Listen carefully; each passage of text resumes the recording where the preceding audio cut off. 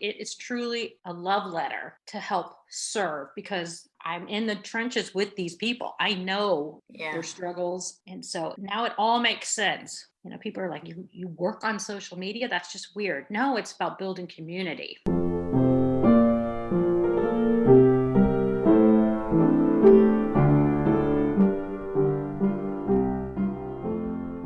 Welcome back to the All About Audiology podcast. I'm your host, Dr. Lilach Saperstein, and this is the show where we talk all about your experiences with audiology, with hearing loss, with parenting, with advocacy. This is where it's really about your experiences, parents and educators as well, professionals working with us. We love you all. This is a very exciting reprisal episode with the one and only Valli Gideons from My Battle Call. You must have heard of the blog. You must have heard of her Instagram and the new book, which we're going to be talking about as well. The last time Valli was on the show was in 2019. It was episode 17. I will have that linked. And we talked about cochlear implants and the beginning of your journey when the kids were small and how all of that went. So definitely get part 1. And here we are in part 2. Valli, welcome to the show. How have you been? Thank you so much for having me back.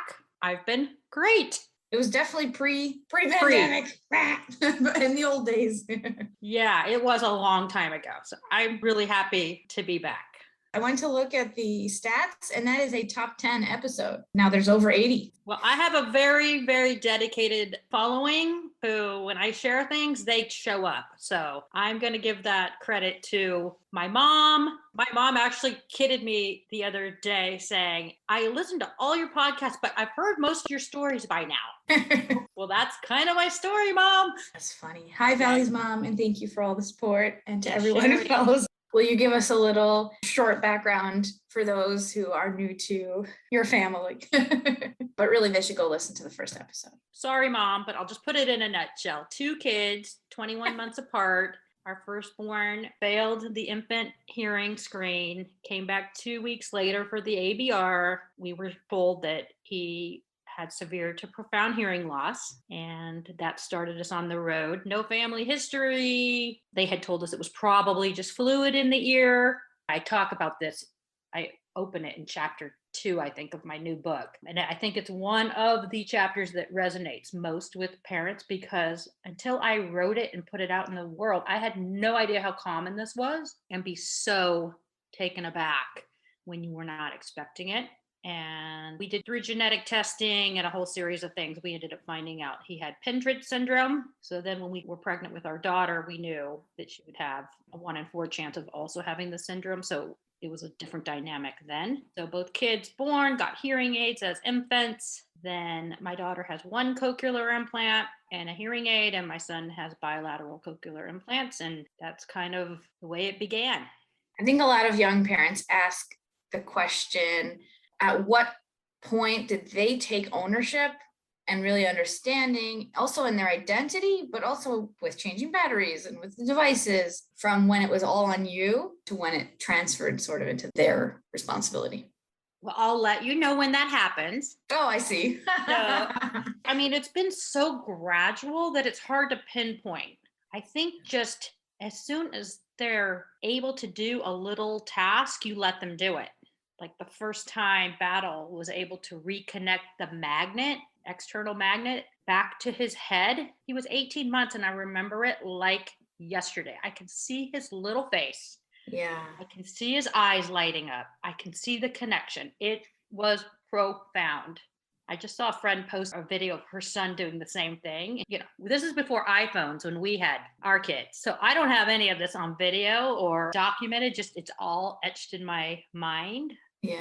These moments, but that was huge. And going to their dry box in the morning and getting their own devices and bringing them to me was huge. And we're just starting now. My son carries the USB ported battery backup in his car. Mm-hmm. And that's been game changer because if he's driving himself, he's got his car with him. So he's learning, and he's out of the house now more than 12 hours. Yeah. So when he knows he's going to be not coming home. He's making sure he has that backup. But if he comes home, then he's leaving to go somewhere else. He changes his batteries. It took a couple fails for him to be somewhere socially and have his batteries die and be like, oh no, whoops. It only took a couple times at this age for him to not forget anymore. It's just been really gradual. Now, the next thing I'm preparing to do, I'm just talking battle because he's 17. But Harper would be capable too, is get on the phone with our company cochlear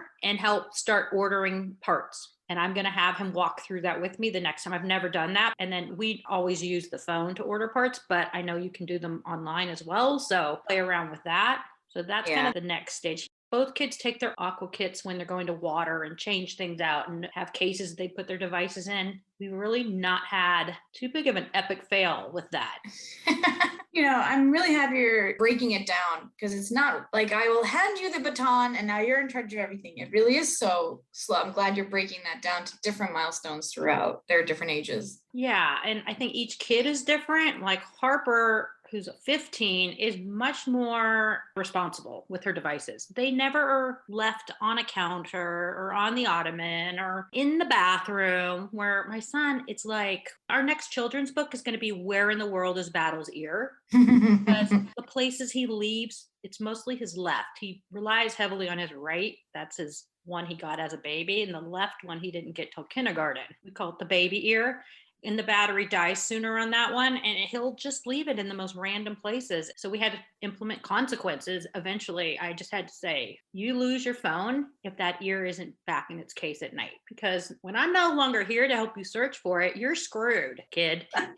That's a big consequence. So I'm thinking that works. Yeah, you have to find what works for each kid, right? Yeah. And I also like that you mentioned before about how he experienced his own, oh, I don't have the battery. And then he got the natural consequence of that. Instead of hounding him, nagging him for 6 months, he's like, go and you'll miss it. Now he's responsible. It's really hard as a parent to do. I mean, this is true in parenting in general. It's hard to let your kid fail. It really is. But once I've taught them and then they still make a different choice, then you have to kind of let them fall within reason. So I'm just talking more about him because he's driving now. He has a different level of independence and he doesn't want to miss out.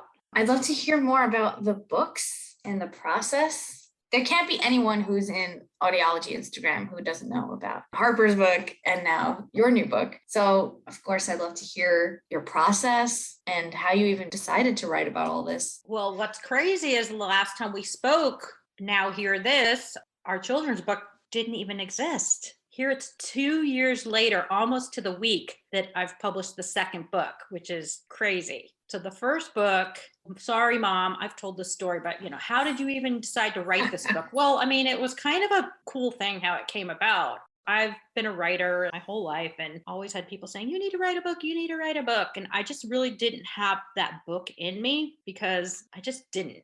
And to sit and write a book, you have to really want to write that book. I mean, you do. So Harper came home, I think it was out of summer, 4th grade, last day of school. She dumps her backpack on the sofa. The old sandwiches are in the bottom. I mean, it's like just stuffed with everything that's been in the classroom that she had to bring home. Thanks, teachers. Appreciate that. Anyways, I started going through it and I got to her writing journal that her teacher had them using all school year. And each morning they started out with a writing prompt, which I just think is brilliant. And they would be different prompts, sometimes super casual, like, what'd you do this weekend? But this particular one that had kind of stopped me was, what makes you unique? And I read what she wrote.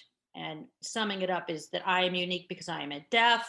I compete in basketball to show other kids that even when you have hearing loss, you can just be a typical kid. And all these just profound, I mean, for a 4th grader. Harper's story is the book, not my story. It's her story. I want this on every child's nightstand. And so that's kind of how it began. And I just told her, hey, we're writing a book. Harper didn't believe me. And then we found an illustrator, Priscilla Soares. Some of you have heard of her. She had done another book, How I Hear, which is a great book. And I just gravitated towards her artwork. And she also has a hearing loss and a son with cochlear implants. So it just was like meant to be. And we started the process of putting pictures to the manuscript. And then that's when Harper was like, this is actually real. This is going to happen. And so we launched that February 2020. We had book tours set up, had all these classrooms set to visit, and then COVID.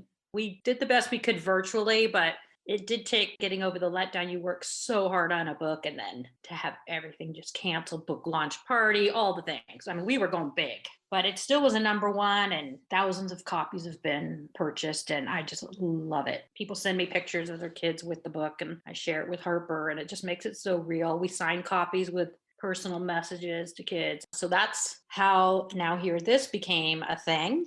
And then somehow in the last year, I decided I would put a collection of my essays together and just kind of package it in a self-publishing way. I just wanted to have something I could take with me to speaking events, also just to have my work put in a trademarked, copyrighted package. And a couple of my writer friends had done this, and I thought, I'm going to just do it.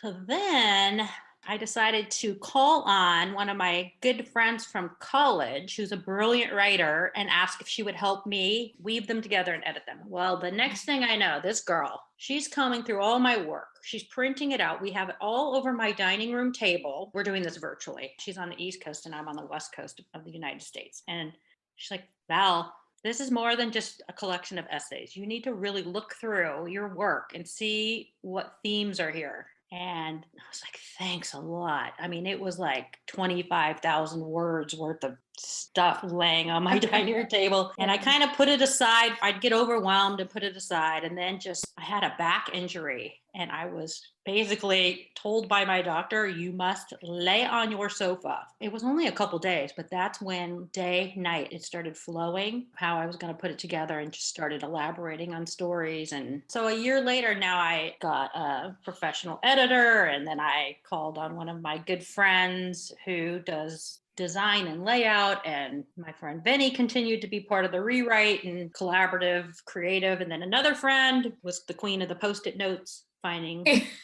all the minutia. We were in the weeds. I mean, we were in the weeds, but it's like, once you decide you're going to do it, you just have to do it. It's a big project, definitely. Yeah. I mean, I'd been approached by a publisher after the children's book about writing my book, and she wanted between 60 and 100,000 words. And I was just like, I do not have that in me. No, this is not the right time. Thank you. Mm-hmm. And it just came, it took an organic process for me to be able to dive into it. To sit and look at a blank screen and write 100,000 words would not have worked. It's a passion project. Definitely. And it's amazing you have such a team, so many people in your life jumping in here. That's amazing. People, since the children's book, I'll get, how do you write a book? Tell me everything you know. First of all, no, I'm not going to tell you everything I know. I've spent years and years and years learning. Yes. So do your research, write. That's how you do it. And then for me, having this platform starting on Facebook, such a big, rich community over on Facebook. I know people think that's for dinosaurs, but it really is an engaged community. And then Instagram, and then all these writer groups I belong to. It took over 4 years of building a community that I feel I can serve. That is why it works, because this is not some grandiose thing I've done where, let me tell you all about me and my family. It is truly a love letter to help serve, because I'm in the trenches with these people. I know their struggles. And so now it all makes sense. People are like, you work on social media? That's just weird. No, it's about building community. Sure. And it's so powerful that everything you write about has that energy of supporting other parents and making them realize that you got this, you're going to get through this. You have so many supportive posts, and there is such a beautiful engagement with the community there. That's something that I really value, admire, try to also do with the podcast. And with the programs that I run are all about that community and that support. And I think it helps you when you get the support, but it also is very, very rewarding to be able to give support and say, hey, I do know things. Our experience can help other people. So I want to encourage anyone who's listening to be open about what's going on for you, because you never know who's listening and who needs that encouragement that day. The Instagram hashtags, I will not stop talking about how powerful it is to find people in your specific topic. There could be 100 people in the whole world talking about something, and you can find them. I think I just wrote this in a post about my book, when it went to #1. I mean, I literally woke up and it said #1 bestseller. And I mean, I'm not tooting my own horn. I'm like, that means people showed up for me. I've poured myself into my platforms, and you don't always know who you've touched. I know there's a lot of people that follow me who never comment, and that's fine. You're showing vulnerability to comment and to share. But for the book to be able to go to #1 in 2 days meant not only did I do this as a labor of love, but not people showed up for me too. I give, I serve, I do it humbly, and I really do consider it a privilege. But knowing that people showed up for me also just brought me, I'm telling you, into the fetal position. I can imagine it. That can be so overwhelming, so wonderfully awe-inspiring. Right. That is it. And then the other part is, and I have a couple of my writer friends who've become really close friends through the years, conferences now, and gone on retreats together. So not only met them through the internet, but have actually spent real life time with them. And a couple of them were my beta readers early on for the manuscript. And so it's been really fun. One in particular, her name's Liz Patrone. She writes a comment in the very beginning of the book before the introduction. Her book was called The Price of Admission. One of my favorite writers, best storyteller I know. And she's lived through a lot of hard, different hard than mine, but hard. And that's where we just speak a universal language to each other. And anyway, when it was getting closer and closer to going live, she kept reaching out. How you doing? How's it going? I'm like, I'm ready to burn this thing. And I'm ready to throw it in. She goes, okay, good. You're doing good then. That's normal. And like, once it goes live, people are going to read it. And then am I prepared for that? So I think it's Glennon Doyle has said of her books and her work, once it goes out into the universe, her work is done. Have you received any negative or why are you writing about your kids? Has anyone actually said that? It's too soon. I have been putting my writing out there since right after college. I mean, my first job as a writer was in a magazine, a weekly magazine. People had to do a letter to the editor if they didn't like what you wrote, but you just get a thick skin. But yeah, this is the most vulnerable thing I've ever done because it's personal and it's not going to be for everybody, and that's okay. I mean, I am not for everybody because everybody is not for me. I told our story, and actually I told my story. I didn't tell my kid's story. I told mine, really from my point of view, and it's not for everybody, and that's okay. That's really healthy. I'm very impressed.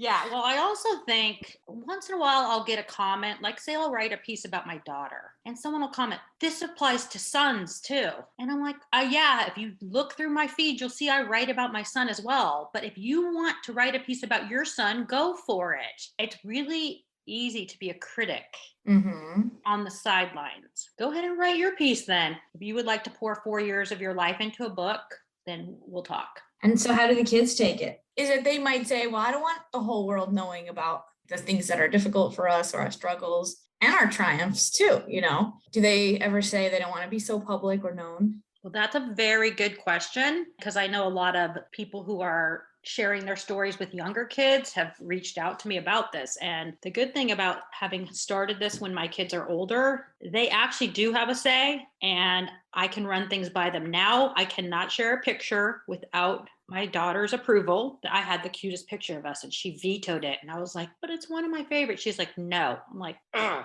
Okay. But I don't tell their story. I'm very clear. It's my story as the mother. I'm not sharing their hardships. It's my story. And they were 100% supportive of this book. And in fact, Harper was the first to read the first proof copy. Wow. I have a picture of her sitting in her pajamas, curled up on the sofa, and she didn't put it down. Afterwards, she's like, Mom, I like it. Okay, I'm crying. And I said, you're okay with it? She goes, yes. And Battle said, I don't care, whatever. There's nothing embarrassing. And it's not super personal as far as sharing their secrets and that kind of stuff. So, but absolutely. Yeah. And people with young kids, I think you do need to think about it. When my child is 10 or middle school, are they going to be okay with what I've shared?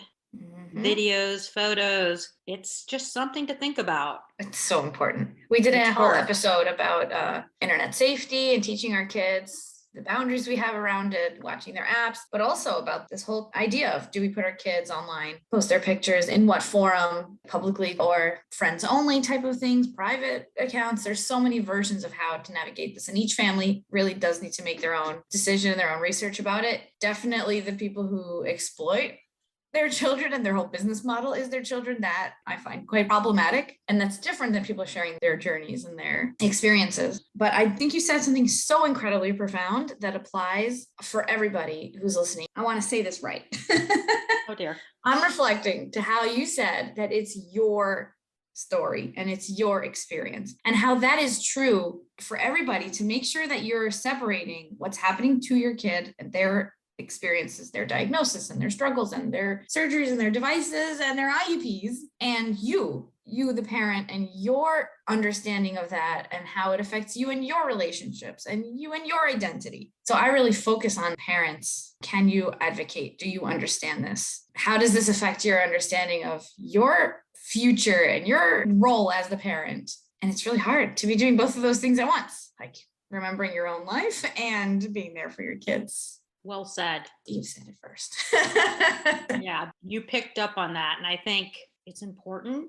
And even some of the language I use now has changed and evolved. And I think to be human is to change and course correct or see things differently. Like, I'm a walking contradiction. I might have said something 2 years ago that now it makes me cringe. And that's okay, that I've learned and know better, do better. You know, Maya Angelou said that. And now I go to my kids, because when it's about their disability, they get to name it.